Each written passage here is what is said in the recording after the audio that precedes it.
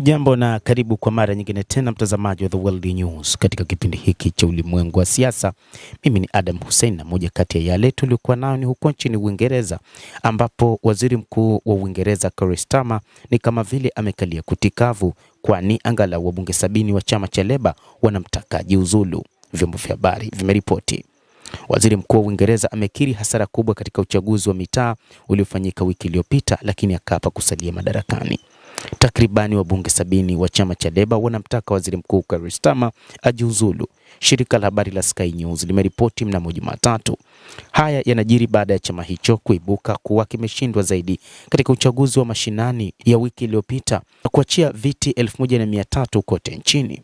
Mbali na wabunge kadhaa wanaotaka Starmer aondoke madarakani, angalau wanachama watatu wa serikali yake wamejiuzulu na nyadhifa zao, Sky News imeripoti. Chini ya sheria za Leba, changamoto rasmi ya uongozi inahitaji kuungwa mkono na angalau wabunge 81 wa chama, sehemu ya 5 ya orodha ya jumla ya chama katika baraza la Commons.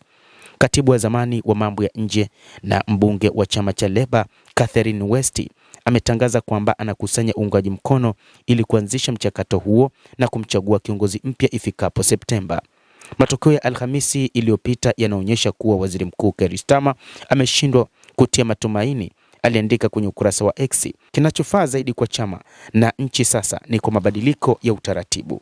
Katika hotuba yake mapema jana Jumatatu, Starmer alikiri kwamba hakukuwa na ukubwa wa kushindwa kwa Leba, lakini akaapa kusalia ofisini na kuunga mkono kile ambacho kimetokea. Aliahidi kujenga upya uhusiano wa Uingereza na Umoja wa Ulaya na kuifanya Uingereza kuwa ya haki. Starmer amezama katika kura za kuidhinishwa tangu ushindi wa kishindo wa chama chake katika uchaguzi mkuu wa mwaka 2024.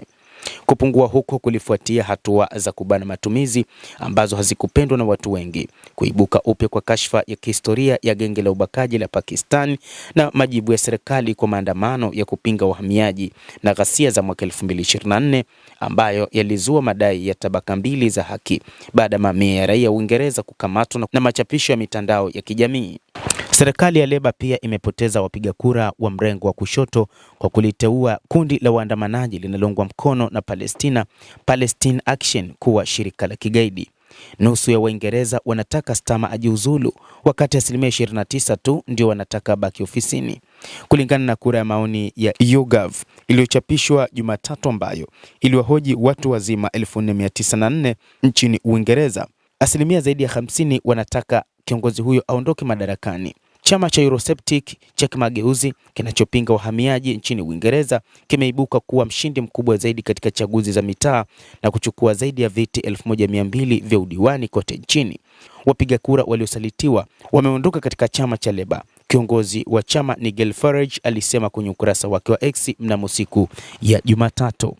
Endelea kutufuatilia mtazamaji, na nikusihi usisahau kulike, usisahau kucomment, lakini pia kusubscribe channel yetu hii ili upate habari hizi kwa mapana kupitia The World News. Mimi ni Adam Hussein, endelea kuwa nasi wakati wote, endelea kutufuatilia uweze kufahamu ni nini ambacho kinajiri.